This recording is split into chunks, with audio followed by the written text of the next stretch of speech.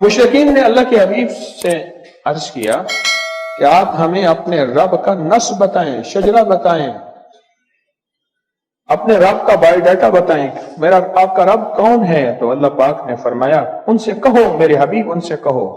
कुल से मुराद उनसे आप फरमा दें, कुल हुवल्लाहु अहद अल्लाहुस समद। जब बंदा पढ़ते ना अल्लाहुस समद, गौर से सुनिएगा, कुल हुवल्लाहु अहद अहद अहद अल्लाह समद। जब बंदा पढ़ता ना अल्लाह समद, जो समद है, समद स्वाद मीम और दाल, जब बंदा पढ़ता ना अल्लाह समद, तीन फरिश्ते फौरन उसी की तरफ मुतवज्जे होते हैं, और अगर चौथा आना चाहता है तो उसको कहते हैं अभी तेरा वक्त नहीं, तेरी जरूरत नहीं, चौथा इजराइल। ये जो लफ्ज समद है, ये उम्र बढ़ाता है, ये वक्त बढ़ाता है, ये दौलत बढ़ाता है, ये इज्जत बढ़ाता है, ये ताकत और शऊर बढ़ाता है, ये एहसास और इदराक बढ़ाता है, ये जिंदगी के दिन रात की रोशनियां बढ़ाता है और किरणें बढ़ाता है। कौन सा लफ्ज? समद। ये समद वो लफ्ज है जो जिंदगी के दिन रात बढ़ाता है, बरकतों के दरवाजे खोलता है, फैज और करम के दरवाजे खोलता है। ये लफ्ज, ये वो लफ्ज है। तीन फरिश्ते, जिब्राइल, मीकाइल, इसराफील, बड़े फरिश्ते, ये तीन फरिश्ते जब समद पढ़ता है अल्लाह समद, अल्लाह समद को भेज दे, अल्लाह समद, अल्लाह समद को भेज दे। समद से मुराद वो तीन फरिश्ते जिब्राइल, मीकाइल और इसराफील, अल्लाह समद को भेज दे।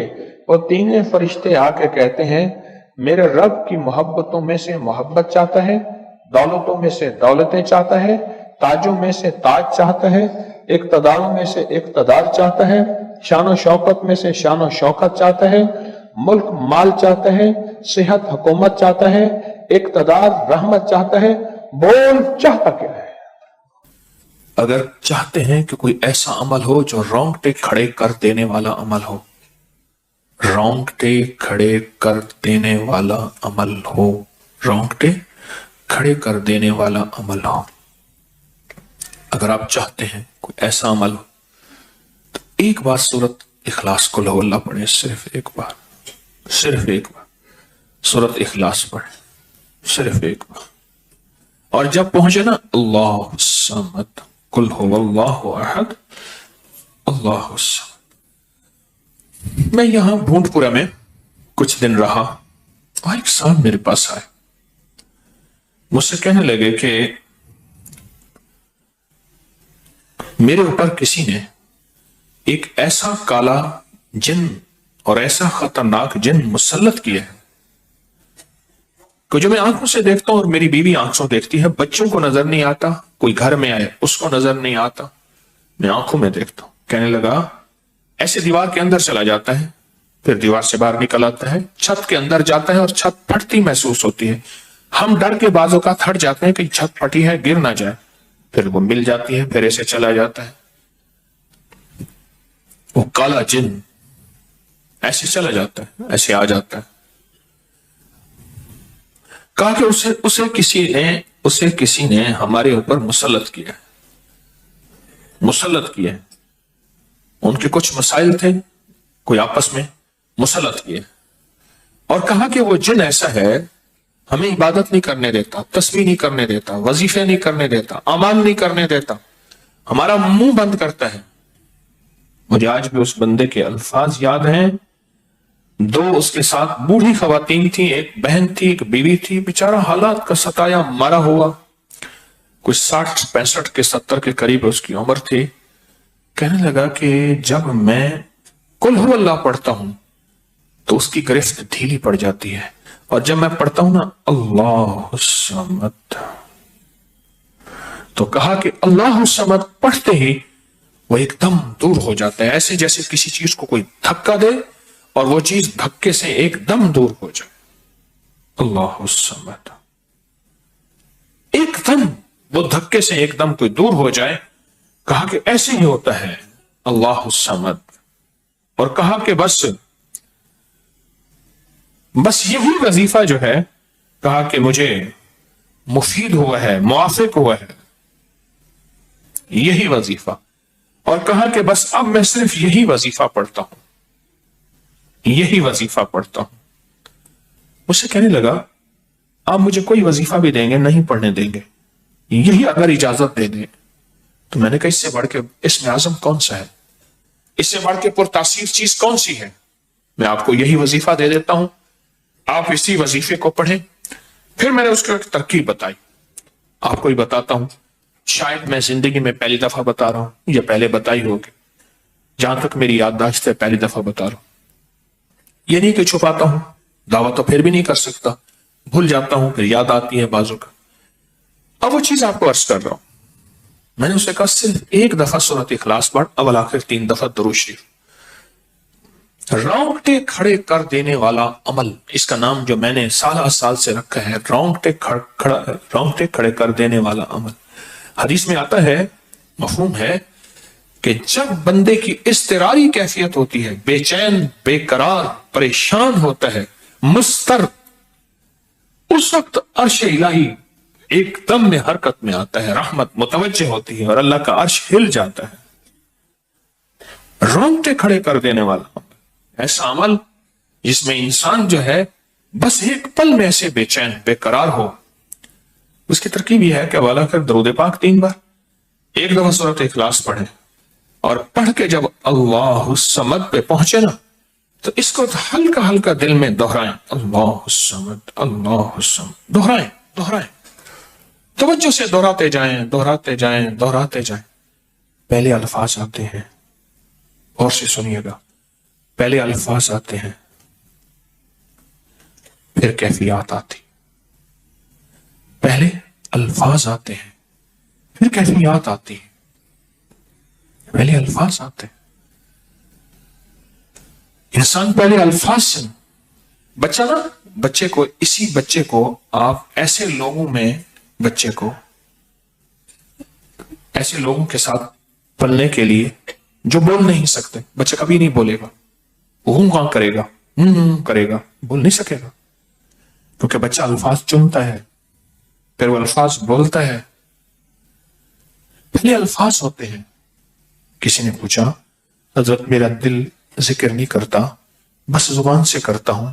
کہا مبارک ہو، اللہ نے جسم کے ایک حصے زبان کو قبول کر لیا ہے، اس کو نہ چھوڑنا، ایک وقت آئے گا دل بھی قبول ہو جائے گا، ایک وقت آئے گا دل بھی قبول ہو جائے گا۔ اس زبان والے ذکر کو نہ چھوڑنا، ایک وقت آئے گا دل بھی قبول ہو جائے گا۔ اس کو نہ چھوڑنا، حقیقت کہہ رہا ہوں۔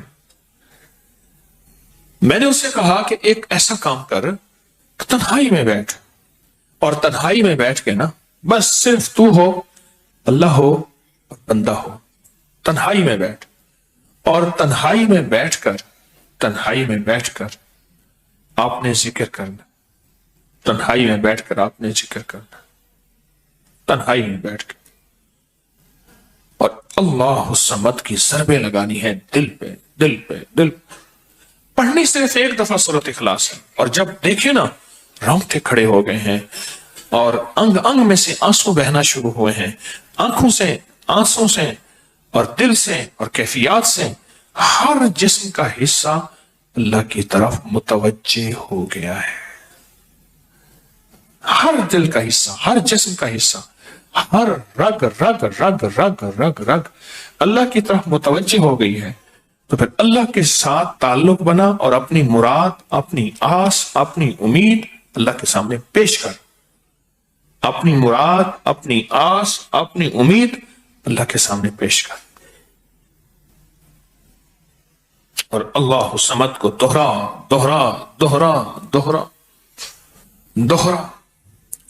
یہ جو جنگلوں میں کہتے ہیں چلا کیا فلاں بابا جی نے، پہاڑوں کی غاروں میں چلا کیا فلاں بابا جی نے، کنووں کے اندر چلا کیا، ابھی بھی ایسے کنویں موجود ہیں جس کے نیچے اتر کے پانی بھرتے تھے، اس کو ہمارے برے صغیر کی زبان میں باولی کہتے ہیں، اس میں نیچے جا کے پانی بھرتے تھے۔ میں نے بخارا کے اندر دیکھا اور کئی جگہ دیکھا، ٹھٹھا میں بھی ابھی وہ ہیں، ٹھٹھا میں لیکن خشک ہو چکے ہیں، نیچے جا کے پانی بھرنا، ان کنووں کی گہرائیوں میں جا کے، تنہائیوں میں بیٹھ کے، خشک کنووں میں اللہ الصمد اور ذکر، اس کی وجہ اندر تنہائیوں میں۔ یا پھر کیا کیا؟ کہا کہ روئی کو تھوڑا سا گیلا کر اور پیسی ہوئی کالی مرچیں اس میں ملا اور کانوں میں ڈال کہ کوئی آواز کانوں تک نہ پہنچے۔ میری اماں رحمت اللہ علیہ کے پاس طوطا تھا، تو اس طوطے کو کلمہ پڑھاتی تھی، رات کو پڑھا پڑھا کے نا اس کے کانوں پہ موم لگا دیتی تھی، میں نے خود دیکھا، کانوں پہ موم لگا دیتی تھی کہ ساری رات اس کے کانوں میں اور کوئی آواز نہ جائے، جاگ رہے اور کوئی آواز نہ جائے۔ اچھا ایسا کرتے رہے، میں نے خود دیکھا کچھ عرصے کے بعد اس نے کلمہ پڑھنا شروع کر دیا۔ ایسے ہی ہم اگر مشق کر لیں، جانور کی مشق ہو جائے تو اس کو کلمہ زبان پہ آ جاتا ہے۔ اگر ہم کبھی بھی کسی جنگل ویرانے میں، کبھی گھر کی تنہائیوں میں، کبھی کہیں بھی ایک دفعہ سورۃ قل ہو اللہ پڑھیں اور ایک دفعہ سورۃ اخلاص پڑھیں اور ایک دفعہ سورۃ اخلاص پڑھیں، لیکن اللہ الصمد کو بہت زیادہ دہرائیں، اصل میں اللہ میں نقطہ نہیں، صمد میں نقطہ نہیں، یہ حروف صوامت ہیں، یہ بے نقطہ حروف ہیں، اور ان بے نقطہ حروف میں بہت طاقت بھی ہے، بہت تاثیر بھی ہے، بہت کمال بھی ہے۔ اللہم اغفر لی ولوالدی وللمؤمنین والمؤمنات والمسلمین والمسلمات۔ آپ اس وظیفے کو اٹھائیں، اس میں ذرا چنیں کہ بے نقطہ حروف کتنے ہیں۔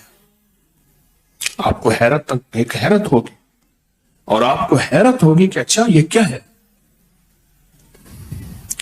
جو طبیب کامل ہو جاتا ہے نا، یاد رکھیے گا، جو حکیم پختہ کار ہو جاتا ہے، جو ڈاکٹر پختہ ہو جاتا ہے، وہ کسی کا نسخہ دیکھتے ہی نا ایک پل میں دوائیں دیکھتا ہے اور دوائیں پڑھتا ہے، کہتا ہے بس اس میں تھوڑی سی تبدیلی کر دیں باقی ٹھیک ہے، یا کہتے ہیں نہیں تبدیل نہ کریں یہی ٹھیک ہے۔ اسے پتا ہے یہ اس جسم کے مطابق، اس بیماری کے مطابق یہ عین صحت ہے، عین تندرستی ہے۔ اسی طرح جو وظائف کی دنیا کا بندہ ہوتا ہے اور اس کو وظائف کی دنیا میں پختگی مل جائے تو وہ بھی ایک پل میں وظیفے کے اندر کی طاقت دیکھتا ہے کہ اس میں حروف عطشی کتنے ہیں، خاکی کتنے ہیں، آبی کتنے ہیں، بادی کتنے ہیں، سوامت کتنے ہیں، قمری کتنے ہیں، شمسی کتنے ہیں، اور اس کے اندر وہ حروف کتنے ہیں جو نوری ہیں، وہ کتنے ہیں۔ ایک پل کے اندر اس سے وظیفے کی طاقت اور تاثیر، اور ایک پل کے اندر اس کے کمالات اس کے اندر کھل جاتے ہیں۔ اندیکھا جہان ہے، لاہوت مالاکوت کا جہان ہے۔ ایک صحابی حضرت معاذ بن جبل رحمت اللہ رضی اللہ تعالیٰ عنہ، وہ فرماتے ہیں کہ زندگی محدود ہے، علم لا محدود ہے۔ انہی کا فرمان، شاید انہی کا فرمان ہے کہ زندگی محدود ہے، علم لا محدود ہے۔ تو جو علم لا محدود ہے اس کو ہم اپنی عقل سے سمجھنے کی کوشش کریں، اپنے شعور سے سمجھنے کی کوشش کریں، اپنے احساس اور ادراک سے سمجھنے کی کوشش کریں تو نہیں سمجھ سکتے۔ علم ہے لا محدود، اس کی حد نہیں ہے۔ کبھی اگر آپ رونگٹے کھڑے کر دینے والے عمل کو چاہیں نا تو بیٹھ کے اس کی مشق کر لیں، دوسری یا تیسری مشق کے اندر آپ کو توجہات مل جائیں گی، ایک پل میں وجدان مل جائے، آپ حیران ہوں گے یہ کیا ہوا، اتنا جلد مجھے توجہ مل گئی، ساری عمر میں بڑی بڑی دعائیں مانگتا رہا، کبھی توجہ نہ ملی، کبھی کیا نہ ملی، توجہ نہ ملی، اور پل کے اندر اتنی مجھے توجہ مل گئی، اب حیران ہو جائیں گے۔ اللہ الصمد، جب اس کو انسان وجدان سے اور پورے درد سے اور پورے غم سے اور پورے درد سے بندہ اس کو دہراتا ہے، اس کو دہراتا ہے، اس کے اندر جتنے بھی حروف ہیں وہ سارے وہ